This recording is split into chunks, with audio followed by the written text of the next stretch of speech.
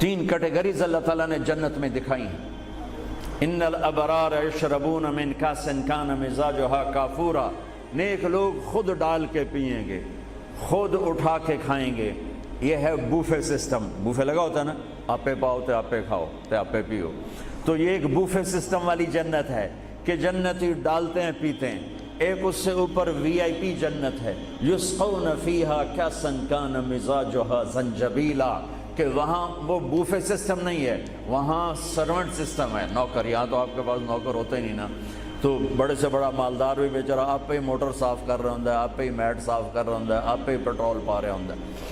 تو کئی سال پرانی بات ہے، ایک نوجوان نے مجھے اپنی گاڑی میں بٹھایا، یہیں تمہارے انگلینڈ، مجھ سے کہنے لگا مولانا یہ 2.5 لاکھ پاؤنڈ کی گاڑی ہے۔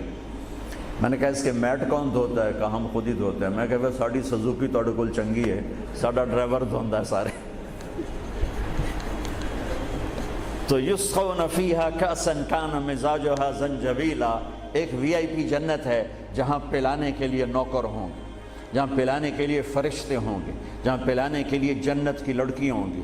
میرے نبی کا فرمان ہے جنت کی لڑکی 7 سمندر میں تھوک ڈالے۔ میرے کتنے سمندری سفر ہوئے، ہر سفر میں میں یہ حدیث یاد کرتا ہوں تو پاگل ہو جاتا ہوں۔ سمندر 100 سمندر میں جنت کی لڑکی تھوک ڈال دے تو میرے نبی کا فرمان ہے سارے سمندر کا پانی شہد سے زیادہ میٹھا ہو جائے گا۔ لکان ماؤہ احلی من العسل، وہ کیا چیز ہے؟ سورج کو انگلی کے فنگر ٹپ دکھا دے تو سورج اللہ کی قسم نظر نہیں آئے گا، جیسے سورج کے سامنے ستارے غائب ہو جاتے ہیں، چہرہ نہیں، صرف فنگر ٹپ کے سامنے سورج غائب ہو جائے گا تو اس کا چہرہ کیسا ہوگا، اس کا ہاتھ کیسا ہوگا؟ بِأَيِّ بَنَانٍ تُعَاطِيهِ، میرے نبی کا فرمان، کن ہاتھوں سے تمہیں پیش کرے گی جام کہ اس کی انگلی کا ایک فنگر ٹپ سورج کو دکھا دو، سورج نظر نہ آئے، وہ پیش کرے گی۔ اور اس کے جسم پہ 100 جوڑے ہوتے ہیں، ایک جوڑا نہیں ہوتا، 100، اور ہر جوڑا دوسرے جوڑے میں نظر آتا ہے، اور اس کے جوڑوں کے اس کا جو فراق ہوتا ہے، اس کا جو لہنگا ہوتا ہے، وہ 3 میل کے دائرے میں گھوم رہا ہوتا ہے، 3 میل کے دائرے میں۔ اور یہ اس لیے ہے کہ جنت کے لباس کا وزن کوئی نہیں، اس کا وزن ہے، یہ ویسٹ کوٹ کا وزن ہے، اب تھوڑا وزنی لگ رہی کہ گرمی محسوس ہو رہی۔ جنت کا جو لباس ہے اس کا دھاگا نور سے بنا ہے، نور کا وزن نہیں ہوتا، تو 100 پہنے یا 1000 پہنے، 100 جوڑے اللہ بندوں کو بھی پہنائے گا، جنت کی لڑکیوں کو پہنائے گا، 100 جوڑے میں اس کا جسم چاندی کی طرح چمکتا نظر آئے گا، وہ اس کی طرف بڑھے گی، ایک قدم جب اٹھائے گی 1 لاکھ ناز و انداز اپنے خامد کو دکھائے گی۔ یہ وی آئی پی لوگوں کی جنت ہے، ایک وی آئی پی، چاہے لکھاں وی لا دو، لکھاں کروڑاں وی آئی پی۔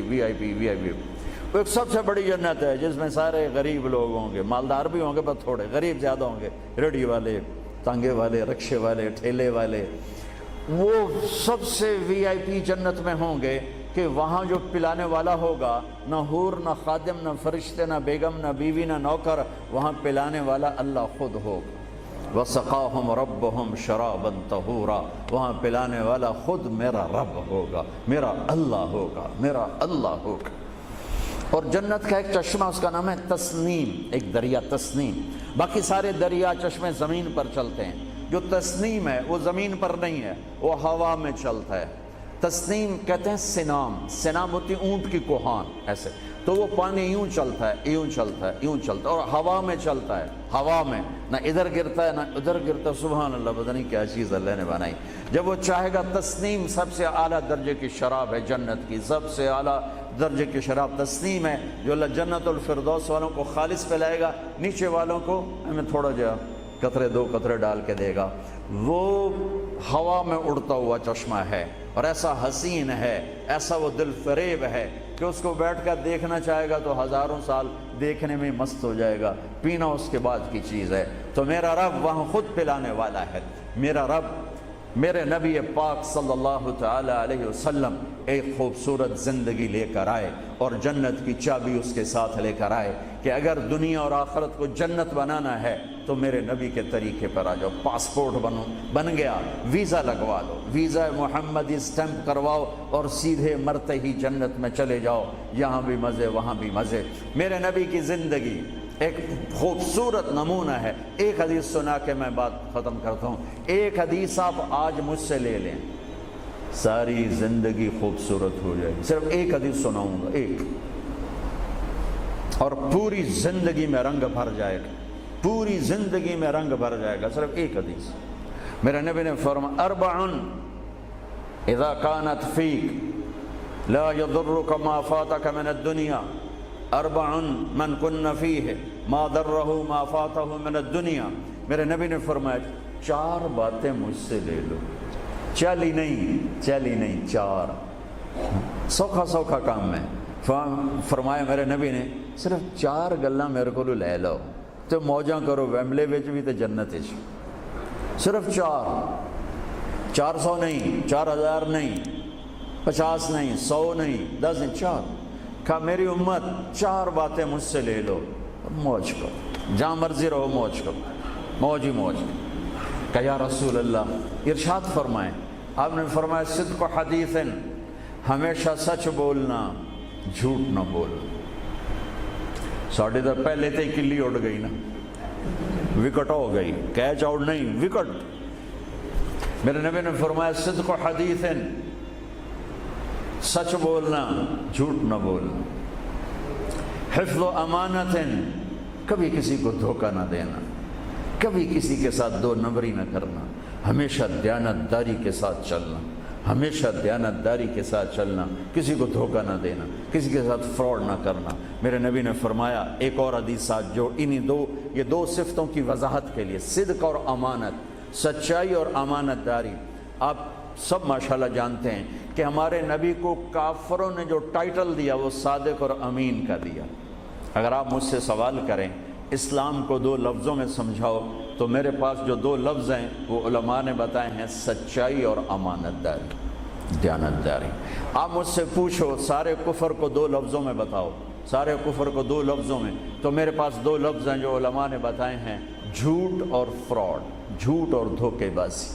جھوٹ اور دھوکے بازی ساری دنیا کا کفر اس میں جمع ہے، اور سچائی اور امانت داری ساری دنیا کا اسلام اس میں جمع ہے. میرے نبی نے فرمایا میرا امتی ہر گناہ کر سکتا ہے، 2 کبھی نہیں کرے گا، 2 کبھی نہیں کرے گا.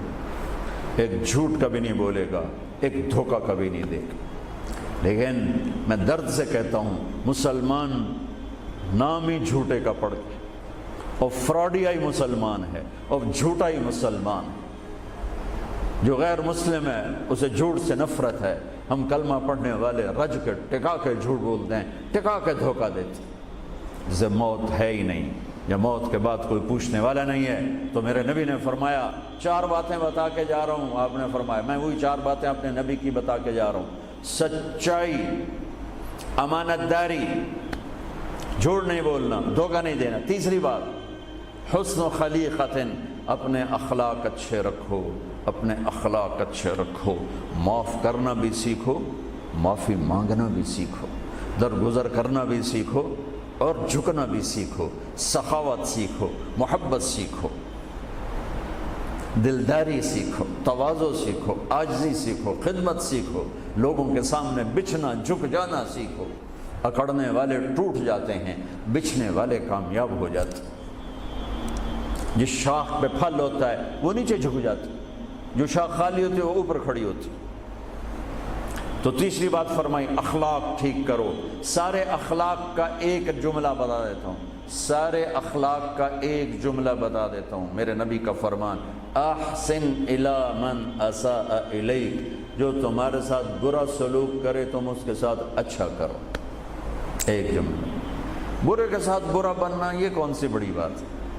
جو تمہیں پوچھتا نہیں اس سے پوچھو، جو تمہیں دیتا نہیں اس سے دو، جو تمہیں بد دعا دیتا ہے اس سے دعا دو، جو تمہاری غیبت کرتا ہے تم اس کو دعا دو، جو تمہاری برائی کرے تم اس کی تعریف کرو. پھر دیکھو اللہ کا غیبی نظام کیسے آپ کو ہوا میں اٹھاتا ہے اور اڑاتا ہے. تو تیسری بات میرے نبی نے فرمائی اخلاق اچھے کر لو. چوتھی بات میرے نبی نے فرمائی، چوتھی بات آخری بات، عفت فی طعمت، عفت فی طعمت، جہاں مرضی رہو رزق حلال کماؤ، حلال روٹی کماؤ، حرام نہ کماؤ، حلال کماؤ، حرام نہ کماؤ. کہ رزق حلال ایسی دولت ہے میرے نبی کی مجلس میں ایک صحابی بیٹھے تھے، سعد بن معاذ۔ آپ کی نظر ان کے ہاتھوں پر پڑی تو وہ بڑے سخت جیسے مزدوروں کے ہاتھ ہوتے ہیں، لوہے کی طرح۔ تو آپ نے ان سے پوچھا، سعد یہ تیرے ہاتھوں کو کیا ہوا ہے؟ کہ یا رسول اللہ میں بچوں کے لیے روٹی کماتا ہوں اور اس کے لیے دہاڑی کرتا ہوں، مزدوری کرتا ہوں، تو اس سے میرے ہاتھ سخت ہو گئے ہیں، تو آپ مجھے دیکھو۔ آپ نے ان کا ہاتھ پکڑا اور ایسے بوسہ لیا سب کے سامنے اور فرمایا بچوں کو حلال کھلاتے ہوئے، حلال حلال، شراب بیچ کے نہیں، جوا چلا کے نہیں، بچوں کو حلال کھلاتے ہوئے جو ہاتھ ایسے ہو جاتا ہے اس پر دوزخ کی آگ حرام ہو جاتی ہے۔ ایک حدیث بھائیو لے لو، میں لے لوں، میں بولنے والا بھی محتاج ہوں، آپ لے لیں، آپ سننے والے بھی محتاج ہیں، اللہ کی قسم دنیا بھی ہماری بن جائے گی، آخرت بھی بن جائے گی۔ تبلیغ کا کام ان خوبصورت صفات کو سیکھنے کی محنت ہے۔ آپ سب سے گزارش کرتا ہوں کہ اور زیادہ نہیں تو مہینے میں 3 دن ضرور آپ جایا کریں تبلیغ کے ساتھ، انشاءاللہ اس سے آپ کو بہت فائدہ ہوگا، بہت خوبصورت زندگی نصیب ہوگی۔ اور آخری بات یہ کہتا ہوں، اگر آپ کسی سے لڑے ہوئے ہیں تو اٹھ کے صلح کر لیجیے۔ اچھے 4 باتوں میں ایک بات ہے اچھے اخلاق، اور اچھے اخلاق والا کسی سے لڑ کے بیٹھ نہیں جاتا، اس سے راضی ہو جاتا ہے، اس کو راضی کر لیتا ہے۔ اگر آپ جہاں انسان رہتے ہیں وہاں جھگڑے بھی ہوتے ہیں، کسی سے آپ ناراض ہیں تو معافی مانگ لینا، معاف کر دینا، تو اللہ آپ کے پچھلے سارے گناہ معاف کر دے۔ اور میاں بیوی آپس میں لڑے ہوئے ہوں اور وہ آپس میں صلح کر لیں تو یہ صلح اللہ کو اتنی پسند ہے کہ اللہ دونوں میاں بیوی کے پچھلی زندگی کے سارے گناہ معاف کر دیتے۔ تو بھائیو محبت سے رہو، پیار سے رہو، اپنے نبی کی زندگی کو سیکھتے سیکھتے چلو، انشاءاللہ دنیا بھی ہماری ہے، آخرت بھی ہماری ہے۔ السلام علیکم۔